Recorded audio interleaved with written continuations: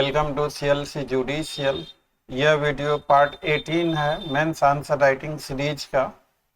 और इस वीडियो में हम लोग चर्चा करते हैं कि कोई क्वेश्चन मेंस में हम लोगों को कैसे लिखना ताकि ज़्यादा से ज़्यादा मार्क्स आ सके।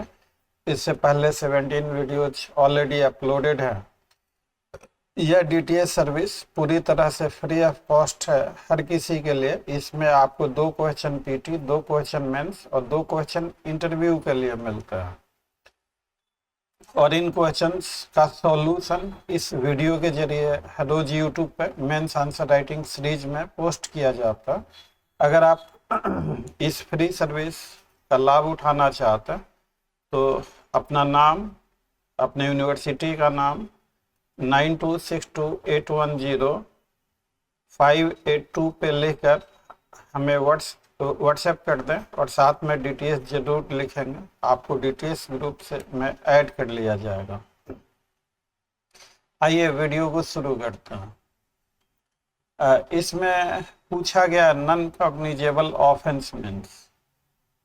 तो अमूमन अधिकतर बच्चे लोगों को मैं देखता हूँ या बहुतों को ये कन्फ्यूजन होता है कि नॉन कॉग्निजेबल ऑफेंस में पुलिस को कोई पावर नहीं, नॉन कॉग्निजेबल ऑफेंस में पुलिस बिना वारंट के अरेस्ट नहीं कर सकती। ये छोटे अपराध होते, गंभीर अपराध नहीं होता।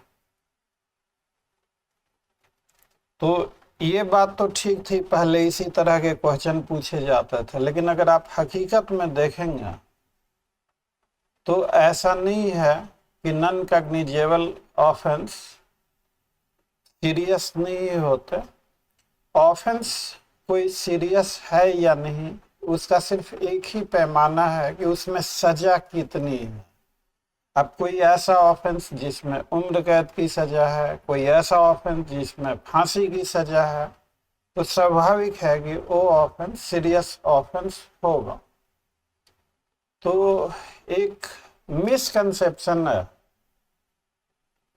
कि non cognizable offence serious offence नहीं होते, यानी कि उसमें ज्यादा सजा नहीं होती। तो उदाहरण के तौर पे अब तो आईपीसी को हटा के बीएनएस आ गया है। हम लोग भी नए क्रिमिनल लॉ पे आधारित ये क्वेश्चन है। तो आप देखेंगे कि सेक्शन 230 ये पहले सेक्शन 194 था आईपीसी में, अब बीएनएस में ये सेक्शन 230 कर दिया गया है। तो ये 2 पार्ट में है। एक पार्ट में 230 में लाइफ सेंटेंस, उम्र कैद की सजा है, और दूसरे पार्ट में फांसी की सजा है। और यह ऑफेंस नॉन कॉग्निजेबल है। तो ऐसा ही नहीं, मतलब आप सजा के हिसाब से देखेंगे तो ये बात बिल्कुल ठीक नहीं है कि non cognizable offence serious offence नहीं होता। उसका जीता जागता कई चैप्टर्स हैं, कई ऐसे ऑफेंस हैं जिसमें सजा बहुत ज्यादा है, लेकिन उसके बावजूद भी वो नॉन कॉग्निजेबल ऑफेंस की कैटेगरी में आता है। अब आपको मेंस के लिए लिखना है तो मेंस आंसर राइटिंग आपका स्टेज 2 है। जब तक कंसेप्चुअल इनपुट आपके पास नहीं होगा आप बेहतर आंसर आउटपुट में नहीं दे सकते। तो ये आपके पढ़ने का तौर तरीका कि आखिर भैया ऐसी कौन सी आफत हो गई कि सजा है फांसी तक की और उम्र कैद की, और क्यों इसको बनाया गया नॉन कॉग्निजेबल, इसको कॉग्निजेबल क्यों नहीं बनाया गया। तो उसका रीजनिंग है कि ये जो सेक्शन 230 का ऑफेंस है, ये जो कमिट किया जाता है during course of administration of justice, court premises में किसी ने झूठी गवाही दी, आप पढ़ेंगे देखेंगे उसको। तो अदालत जो है इंसाफ का मंदिर कहते हैं। तो इंसाफ के मंदिर में अगर कोई अपराध घटित होता है तो ऐसे अपराध के लिए अदालत ही अपने हिसाब से देख सकती है। अब वैसे अपराधों में अगर इन अपराधों को कॉग्निजेबल बना दिया जाता तो पुलिस का फ्रीक्वेंट इंटरवेंशन होता, जिससे अदालत की गरिमा मेंटेन नहीं रह पाती। तो इनटू लॉन्गर फॉरसाइटेडनेस इन ऑफेंसेज को नॉन कॉग्निजेबल कैटेगरी में रखा गया। यही नहीं, आप मैट्रिमोनियल ऑफेंस जो है, मैट्रिमोनियल ऑफेंसेज को देखिए, चूंकि हस्बैंड वाइफ के प्राइवेसी का मसला है तो उससे संबंधित जो ऑफेंस है वो भी नॉन कॉग्निजेबल रखे गए हैं। चलिए, दो तो मैंने बताया, आप देखिए उसको, थोड़ा रिसर्च कीजिए। आप रिसर्च करके कुछ करेंगे तो बहुत ही बेहतरीन तरीके से एक तो परमानेंट याद रखेंगे और कभी भूलेंगे नहीं, और बेहतर से बेहतर आंसर लिख सकते हैं। मैं जैसा कि मैंने पिछले वीडियोज में भी बताया कि आंसर लिखना आपका स्टेज 2 है। स्टेज 1 जो है आपका बेसिक इनपुट क्लियर होना चाहिए। स्टेज 2 में आप आंसर लिखते हैं, अगर स्टेज 1 कंप्लीट है तभी आप आंसर लिख सकते हैं। और स्टेज 3 है कि जो आपने आंसर लिखा उसे किसी योग्य या अनुभवी व्यक्ति से अपनी कॉपी को चेक कराएं कि आपने क्या छोड़ा क्या नहीं छोड़ा। ऐसे लिखेंगे तो कितने नंबर मिलने के अंदेशा है, और वो सारी चीज़ें। इंटरव्यू का क्वेश्चन है कि कॉग्निजेबल ऑफेंस क्या होता है, तो ऐसा देखा गया है कि इंटरव्यू में पूछा गया कॉग्निजेबल ऑफेंस, तो बच्चे लोग बोल देते हैं वहाँ पे कि संज्ञेय अपराध को कहते हैं। आपका कहना गलत नहीं है। कॉग्निजेबल ऑफेंस आप संज्ञेय अपराध कीजिए, आप सीधे कह दें कि police can arrest without warrant, वो थोड़ा ज़्यादा बढ़िया आंसर है। तो ये तो लॉ अगर बगैर समझे हुए, लॉ को बगैर समझे हुए, बगैर सोचे हुए आप दे दनादन रट्टा मारते हैं तो फिर ये सारी आपकी परेशानी बनी रहेगी। मेंस आंसर कैसे लिखें, इंटरव्यू में कैसे बोला।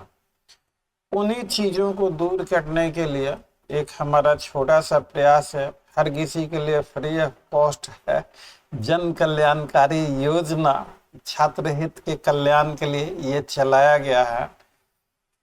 और हिंदी मीडियम वाले स्टूडेंट से मैं अपील करना चाहूँगा, अब देखिए किसी भी आदमी के लिए, हर आदमी की हर ज़रूरत हर वक्त पूरी करना पॉसिबल नहीं होती है। आप हमारे डीटीएस ग्रुप में आइए, इसको कॉपी पेस्ट कीजिए और गूगल ट्रांसलेट में इसे पोस्ट कर दीजिए। ये as it is copy paste आपका, देखिए मैं आपको करके दिखा रहा हूँ कि आप हिंदी से इंग्लिश कैसे कन्वर्ट करेंगे। ये मैंने सेलेक्ट किया स्क्रीन पे, और ये स्क्रीन पे सेलेक्ट करके मैंने गूगल को खोला, यहाँ से मैं गूगल ट्रांसलेट में आ गया, यहाँ इसे मैंने पोस्ट कर दिया और ये देखिए ये बिल्कुल वैसे ही ये हो गया। तो कहने का मतलब कि हिंदी मीडियम वाले स्टूडेंट, अब दोनों मीडियम में देना हमारे लिए उतना कन्वीनियंट नहीं रह सकता। और आप देखिए ये भी डीटीएस में चला रहा हूँ, आप सोचिए इन क्वेश्चन को टाइप करना, यूट्यूब पे वीडियो अपलोड करना, आप कितना काम मेरे से करवाएंगे। तो थोड़ा आप भी कोऑपरेट कीजिए, आप इन्हें हिंदी में ट्रांसलेट कर लीजिए, और कोई इशू हो तो मेरा नंबर लिखा हुआ है, मुझे कॉल करके पूछ लीजिए। अगला जो क्वेश्चन है ये आपका पूछा गया है, पहला वाला तो आपका BNSS से पूछा गया था। अगला क्वेश्चन मुझे हंसी इसलिए आ रही है, उल्टा पुल्टा तो सब हो गया। IPC, CRPC, ये सारी चीजें हम लोगों को भी उंगलियों पे याद थे, स्टूडेंट्स को भी याद थे।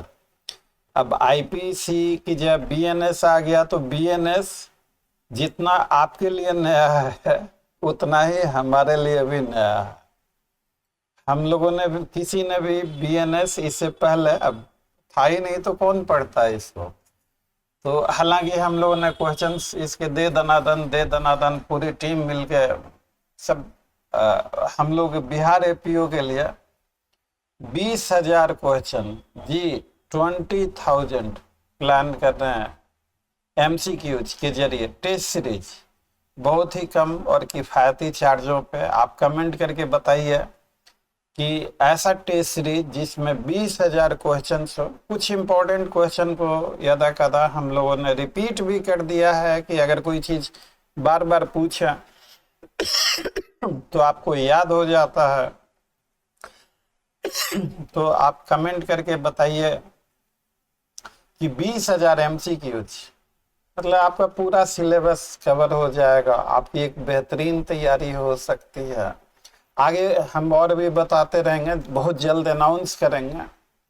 तो 20,000 एमसीक्यूज आप देखिए, उन्हें टाइप करने, बनाने, आप तक पहुंचाने में हम लोगों का पूरा टीम जो, तो क्या एक रीजनेबल चार्ज होना चाहिए।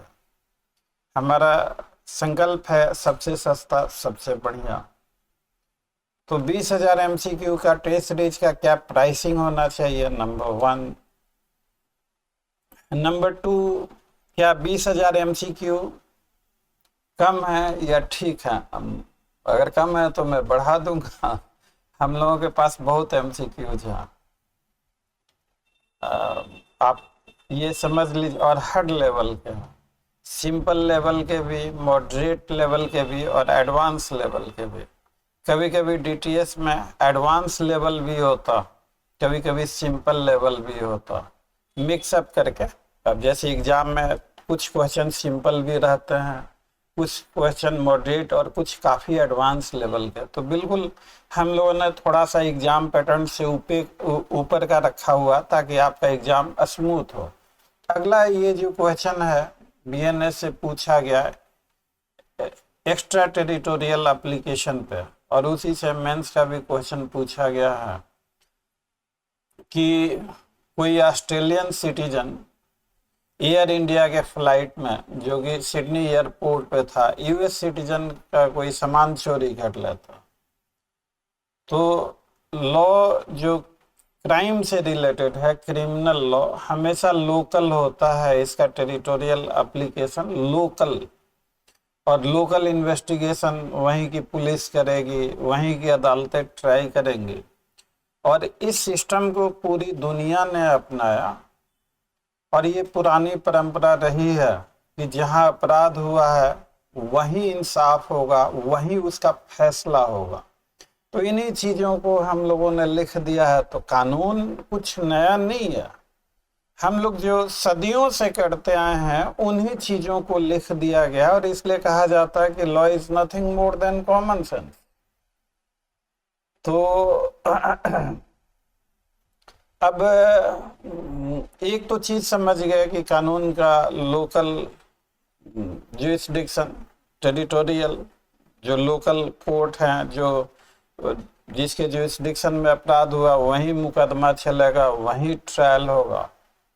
उसके अलावा कुछ ऐसी चीजें हैं कि किसी देश का नागरिक, किसी देश का हवाई जहाज या किसी देश का पानी का जहाज उस देश के कानून को रिप्रेजेंट करता। तो अगर कोई इंडियन सिटीजन, मान लीजिए फॉर एग्जांपल, बाहर में किसी कंट्री में जाके कोई अपराध करता है, उस कंट्री के हिसाब से वो अपराध नहीं है, लेकिन इंडियन लॉ के हिसाब से अपराध है।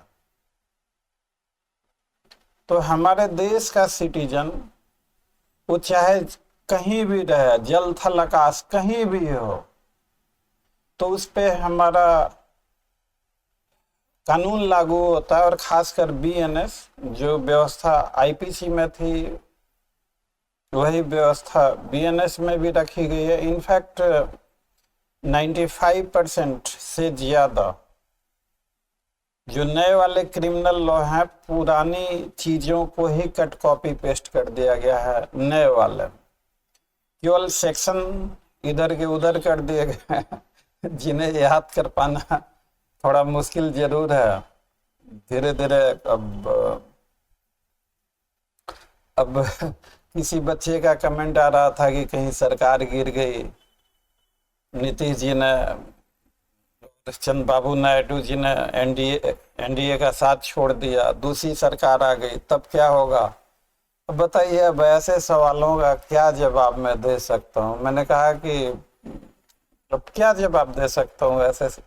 अब इनफैक्ट मैं ये कहना चाह रहा हूँ कि नाम नहीं लूंगा उस बच्चे का यहाँ सार्वजनिक तरीके से, लेकिन नए वाले एक्ट के आ जाने से स्टूडेंट को जो दिक्कतें हो रही है आप बेहतर समझ सकते हैं।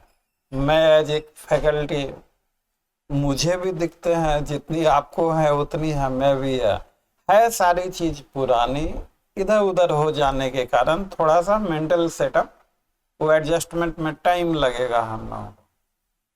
तो चलिए, हम लोगों ने सीखा कि किसी देश का नागरिक हो, उसका हवाई जहाज हो या पानी का जहाज, तो उस देश के कानून को रिप्रेजेंट करते हैं। तो इसीलिए अगर कोई भारतीय कहीं दूसरी जगह भी फॉरेन कंट्री में, मतलब बियॉन्ड इंडिया, अगर कोई क्राइम करता है तो उस पर बीएनएस लागू होगा। बीएनएस भी, एक तो मान लीजिए कि कोई इंडियन ऑस्ट्रेलिया में क्राइम करता है तो ऑस्ट्रेलियन लॉ भी लागू होगा और इंडियन लॉ भी उस पर लागू होगा, और खासकर ये भारतीय न्याय संहिता जो आईपीसी का ही कट कॉपी पेस्ट है। दूसरा कि अगर कोई कंप्यूटर रिसोर्स कहीं से भी टारगेट किया जाए और कंप्यूटर रिसोर्स इंडिया में है तो भी बीएनएस लागू होगा। तो मेंस का इसी से क्वेश्चन पूछा गया है। पहले मैं पीटी के क्वेश्चन का जवाब यहाँ मार्क कर दूं कि बीएनएस इज आल्सो एप्लीकेबल। ये ऊपर वाला ऑप्शन ओनली लिख दिया है, इसलिए ये ठीक नहीं है, यूएस का लॉ नहीं लगेगा, तो ऑप्शन सी इज करेक्ट। और पहले वाले का भी शायद टिक नहीं किया हमने कि नॉन कॉग्निजेबल ऑफेंस, तो an offence in which punishment less than 2 year, तो आपको एक्सप्लेन किया, तो ये गलत हो गया। ऊपर वाला लेस सीरियस भी कहना ठीक नहीं है, इससे मेंस का बना है, तो इसका आंसर सी होगा। और अब इस तरीके से नॉट करेक्ट टू से कि नॉन कॉग्निजेबल लेस सीरियस, तो ये जो डिस्कशन किया उससे आप लिख सकते हैं अच्छे तरीके से, और इसका भी सी आंसर होगा। अब पूछा गया कि advantage of extra territorial application, तो अपने देश के नागरिकों पर नियंत्रण रखने में मदद मिलता है। देश के एयरक्राफ्ट पे कोई ऑफेंस होता है तो उसका कंट्रोल हमारे पास, मुकदमे की सुनवाई से लेके मुकदमे की जांच तक हमारे कानून लागू होते हैं। सिमिलरिटी क्या है इंट्रा और एक्स्ट्रा में, ये इंटरव्यू का क्वेश्चन। तो अगर कोई offence with in India commit होता है तो उसकी जो सजा है वही सजा बियॉन्ड इंडिया में, मतलब बियॉन्ड इंडिया वाले ऑफेंस सजा के मामले में ऐसे माने जाएंगे as a within India. तो दोनों में यही सिमिलरिटी है कि सजा दोनों में एक ही है। इंट्रा टेरिटोरियल मतलब with in India, extra territorial मतलब बियॉन्ड इंडिया। तो इस तरह से ये वीडियो खत्म। बहुत सिंपल क्वेश्चन थे, आप लोग कमेंट करके थोड़ा इस कार्यक्रम को हम लोग और इफेक्टिव बनाएं।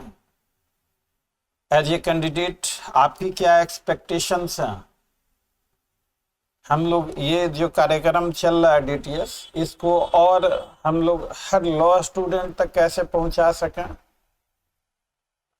इसका ज़्यादा से ज़्यादा फायदा कैसे हो, तो आप अपने कमेंट करके हमें कुछ आइडियाज़ दीजिए। हम उन आइडियाज़ पे विचार कर लागू करने लायक होगा तो उसे भी लागू करेंगे। इसी के साथ ये वीडियो ख़त्म होता है। वीडियो अच्छा लगा हो तो वीडियो को लाइक, चैनल को सब्सक्राइब, नोटिफिकेशन आइकन को प्रेस कर देंगे ताकि हमारी हर आने वाली वीडियो सबसे पहले आपको मिले। और अगर हो सके तो इसे ज़्यादा से ज़्यादा शेयर करें ताकि यह वीडियो हर लॉ स्टूडेंट तक पहुंच सके। Thanks for watching, see you again, till then, bye bye.